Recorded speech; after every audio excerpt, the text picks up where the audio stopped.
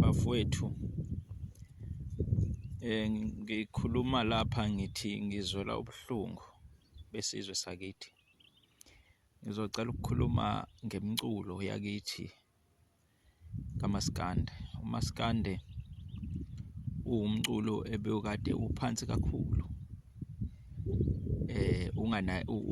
singazange umkhona umkhulu wona, kodwa ngendlela oyizinga kungalo manje wona osuphethe iSouth Africa, futhi ngendlela okhula ngayo ngisho umhlaba wonke manje usuyawazi kakhulu, usuyawuhlonipha uMaskandi. uMaskandi besingazange size sicabanga ukuthi uhlukanisa unyaka uzoyiphatha iminyaka, yabo. Kodwa namhlanje sithi insizwa zakithi siyabonga ukuthi nisithathele umculo niwubeke kuleli zinga, uMaskanda niwubeke kuleli zinga. Bafowethu nonke nina nicula uMaskanda, ngithi ngiyabonga kini, ngithi inkosi nibusise, niqhubeke njalo namaciko akithi, siyaqhenya ngani ningamaciko, futhi ningayeki lento yenu inhle.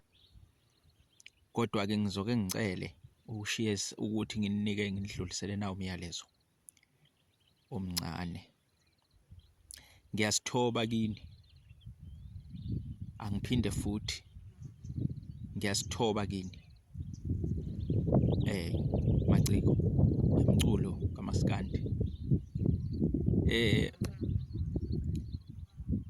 Umsebenzi wenu uyamangalisa, uyancomeka, kodwa ngizocela ukuthi ngike ngikhulume nalawo amaciko amabili kaMaskandi engiwahloniphayo, engiwathandayo, futhi engifunda into eningi kuwo, ngisho ekhuluma, ngisho behlabelela, becula, futhi abathathe benesandla esikhulu sokuthi le ndima kaMaskanda igcine ifikenyelele la ikhona. Lawo maciko okubalwa khona igcokama elisha nedlamlenze. Mina bengingasi umuntu onaka imculo, kodwa sengumuntu nje manje esengihamba ngifisa ukwazi ukuthi hawu kwenzakalani la, ngagcina nami ngaze ngabalandela. Mthandeni bhuti wami, siyabonga. Khuzani, siyabonga. Ngiyanithanda nonke ngokulingana kwenu, nawo wonke amaciko kaMaskandi alandelayo ngiyawathanda wonke. Ayikho nelodwa ngilithanda kakhulu ukudlula elinye, ngoba umsebenzi wenu wonke uthatha indawo empilweni yomuntu nasempilweni yami. Kodwa benginesicelo kunina, bhuti uMthandeni, bhuti uKhuzani, sekunesikhathi manje nami ukuthi ngike ngiphefumule, ngifisa ukuthi le nkulumo yami ifinyelele kini, ukuthi sekuyisikhathi lesi manje sokuthi nike nicule ingoma nobabili, ingoma yothando, ingoma yokuhlanganisa isizwe, ingoma yokuhlanganisa yonke into ehlukene, ingoma yokuba nesimboli ecishe ifane nengoma leculwa iSouth African anthem, Nkosi sikelele iAfrika. Ngicela nani nikhande ingoma yenu ezoba njengenkosi sikelele iAfrika. Mangenzeka nize nikwazi ukuthatha nifake zonke ama-language, kodwa kube ingoma mhlambe engathi kwazi kwamnandi kangaka umuntu omnyama noma umuntu wase-South Africa ehlangene wonke, sibambene ngesandla, sithandana. Azamnandi, kwazi kwamnandi kangaka amaciko kaMaskandi ebambene ngesandla ethandana.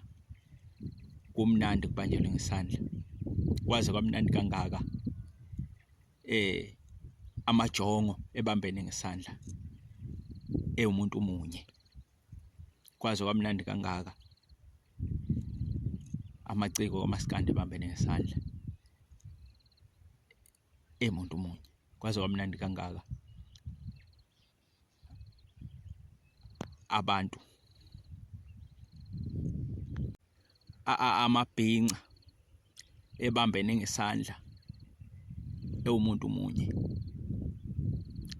Lokhu engikushoyo ngithi nginikhetha nina nobabili ngoba ngiyanithemba, ngoba lento ningayenza, futhi ngiyanihlonipha, futhi ngiyanithanda nobabili. Angikhethe umuntu munye. Mina ngiyi-Black Nation, ngiyi-Blue Nation, ngi-Red Nation, ngiyo yonke into. Nginguwonke nje umuntu, angikhethe muntu. uNkulunkulu yedwa. Ngisho njalo kini. Ngicela-ke ukuthi esengathi lento engikhulumayo message ingafika ithola indawo kinina. Nikhande ingoma nobabili enizoyisinela istage kubuka umhlaba wonke, kubuka iSouth Africa yonke. Ngiyabonga.